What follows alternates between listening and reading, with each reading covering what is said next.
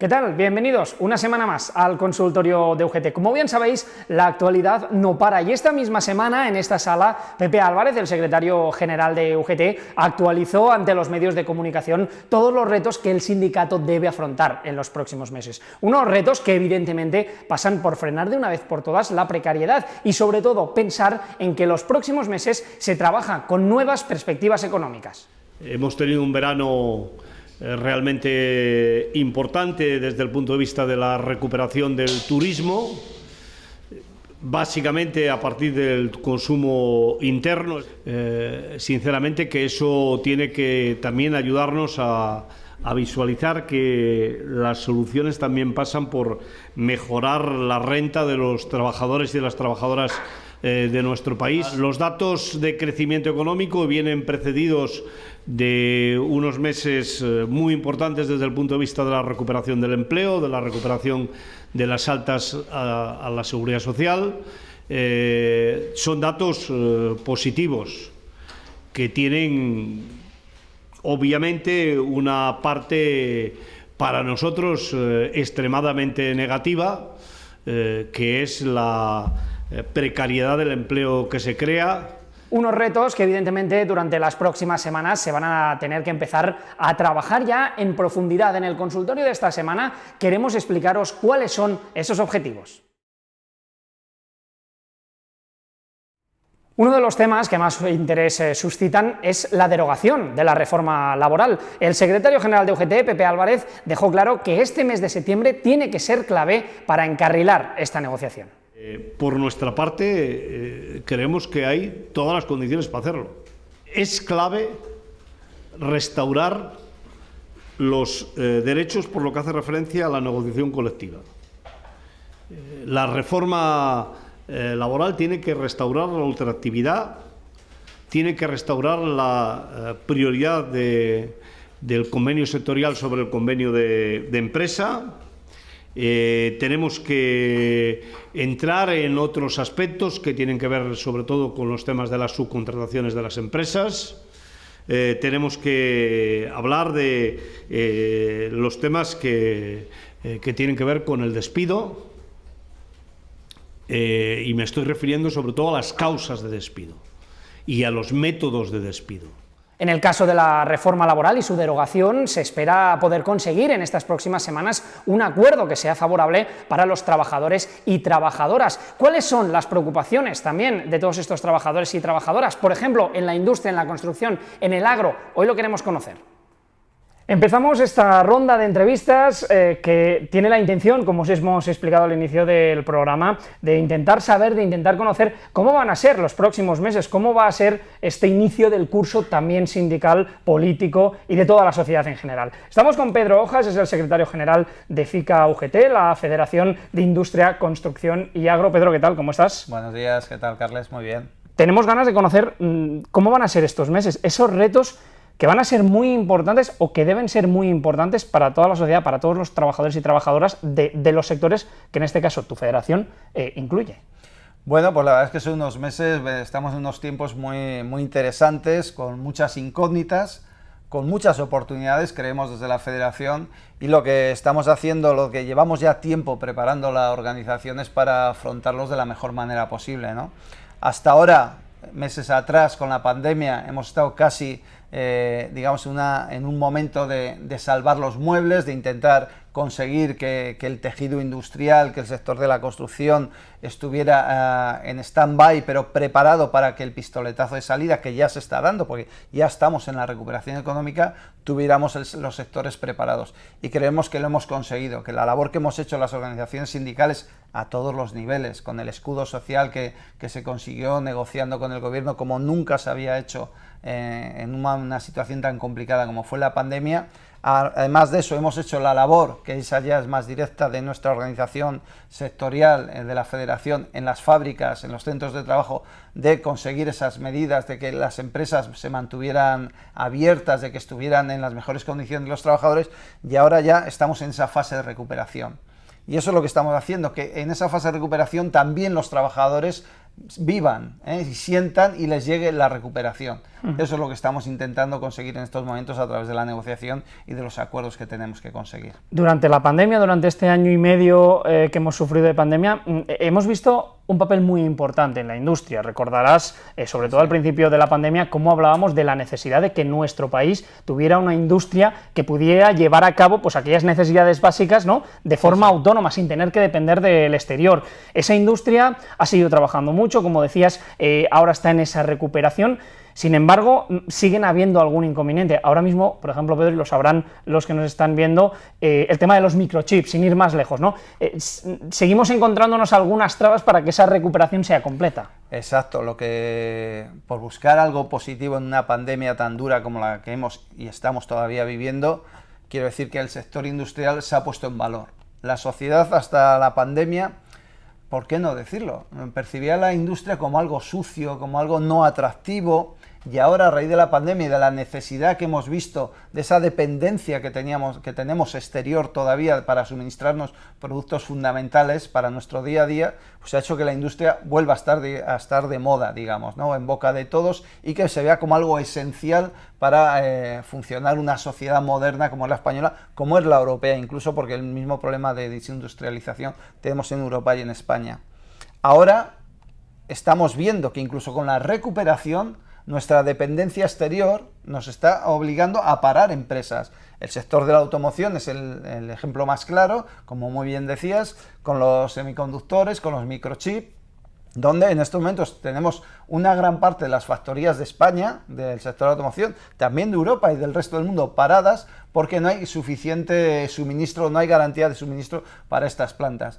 Es un problema que tenemos, que al final están muy localizadas la producción de esos productos en Asia, en China, en Malasia, en Corea, y como hay problemas allí, hay desabastecimiento en los mercados y nos obligan a parar las fábricas. Por eso es muy importante lo que nosotros llevamos tanto tiempo pidiendo, ¿no?, que en Europa, que en España, una reindustrialización, que se apueste por la industria, que tenemos que ser autosuficientes, que no podemos seguir con esas políticas neoliberales donde se iban las empresas a buscar los más bajos costes laborales, las mayores desregularizaciones laborales a poner sus fábricas. Eso hemos visto que no funciona. De hecho, hay muchas empresas muy importantes que se están planteando seriamente el volver a traer esas empresas, esas fábricas al entorno de la Unión Europea, al entorno de nuestro país, que tenemos que estar muy atentos para que España se reindustrialice y podamos ser una potencia industrial, que es lo que queremos. Precisamente en este sentido que nos dices, o por ejemplo el plan para la industria, que desde UGT se ha estado trabajando durante tanto tiempo y durante tanto tiempo se viene pidiendo, ¿no?, que se pueda llevar a cabo en plenitud. ¿Podemos decir que lo que ha pasado va a abrir los ojos a los distintos gobiernos, a las distintas instituciones? Como te decía, yo creo que sí, que en estos momentos tenemos que decir que sí que les ha abierto los ojos, por lo menos de intención, y ahora tenemos que pasar de las palabras a los hechos. El otro día, sin ir más lejos, estuvimos constituyendo el Foro de Alto Nivel por la Industria, que se constituyó dentro del Ministerio de Industria, donde están las principales asociaciones empresariales industriales, estamos las organizaciones sindicales de industria, de rama, y el Ministerio, donde ya hemos desarrollado documentos donde tenemos esa base necesaria para esa reindustrialización, que va en dos líneas. Una, en cambiar una ley de industria ya obsoleta, que no va en los tiempos de ahora, y que de ahí, en las bases que hemos hecho y que prácticamente están acordadas, va a ser la base para que el Parlamento, para que el Gobierno presente al Parlamento esa nueva ley de industria, y dentro de esa ley de industria irá también lo del pacto por la industria, para que sea algo atemporal, porque la política industrial que necesitamos en nuestro país no puede ser un tema de corto plazo. Una política industrial tiene que ser sostenida en el tiempo, más allá de los gobiernos que vengan en cada momento o que estén gobernando, y tiene que ser una política pactada, de país. Esa es la clave para que funcione, porque las empresas no se mueven en el corto plazo, necesitan una estabilidad a medio y largo plazo. Lo estamos viendo ahora también, ¿no?, con lo que está pasando con los costos de la energía, que son un tema que nos hace perder muchísima productividad. Hemos hecho esfuerzos sociales, hemos hecho esfuerzos de muchos tipos y nos los estamos cargando por un problema de falta de competitividad en los precios de la energía. Entonces, el gobierno está intentando hacer cosas, pero son, por desgracia, situaciones que no se solucionan en el corto plazo, que necesitan un medio-largo plazo. Pero eso nos lleva a que en estos momentos nuestras empresas, donde electrointensivas especialmente, ¿no?, porque son de gran consumo, pues dejen de ser competitivas con nuestro entorno. Ya no hablo con terceros países de fuera de la Unión Europea, hablo con países de nuestro entorno, Francia, Alemania, y tenemos problemas en ese aspecto, ¿no? Pues con lo cual tenemos que conseguir que esa política, ese pacto por la industria de todas las fuerzas políticas hagan que las políticas sean a medio y largo plazo para tener esa estabilidad y ese horizonte donde las empresas puedan planificar y apostar por nuestro país. A medio y largo plazo, pero evidentemente para llegar a ese medio y largo plazo hay que trabajar durante todos estos meses. Muchas tareas pendientes, como habéis podido escuchar. Pedro Hojas es el secretario general de FICA UGT. Pedro, muchísimas gracias. Gracias a ti, Carles. Fueron muchos, evidentemente, los temas que se trataron en esta rueda de prensa, como la negociación colectiva o como la fiscalidad, pero otro de los temas que mayor revuelo o mayor interés causó fue el tema del salario mínimo interprofesional. Pepe Álvarez decía lo siguiente. Que tiene que ser inminente, pero inminente quiere decir inminente. No hay ninguna razón para no hacerlo. Yo creo que las negociaciones están agotadas, todo el mundo sabe qué es lo que opina todo el mundo.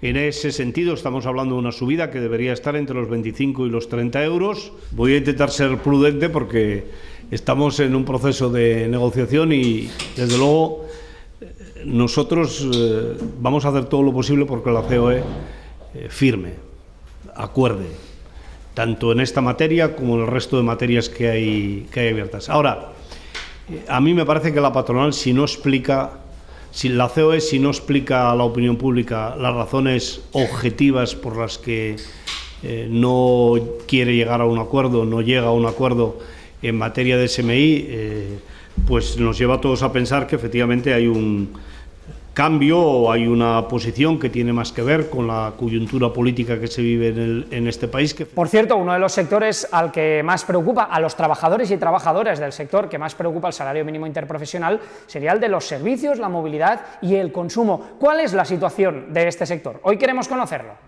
Este repaso que estamos haciendo de no solo la actualidad a día de hoy, sino lo que puede suceder o lo que debe suceder en los próximos meses en el ámbito sindical, en el ámbito político, en el ámbito de toda la sociedad en general. Estamos con Antonio Oviedo, es el secretario general de FSMC, la Federación de Servicios, Movilidad y Consumo de UGT. ¿Qué tal, Antonio? ¿Cómo estás? Hola, buenos días, bien. ¿Tú qué tal? Muy bien, y con ganas de saber, sobre todo, en primer lugar, ¿cuáles son los retos que se plantean en este sector, en el sector de los servicios, de la movilidad y el consumo, para los próximos meses?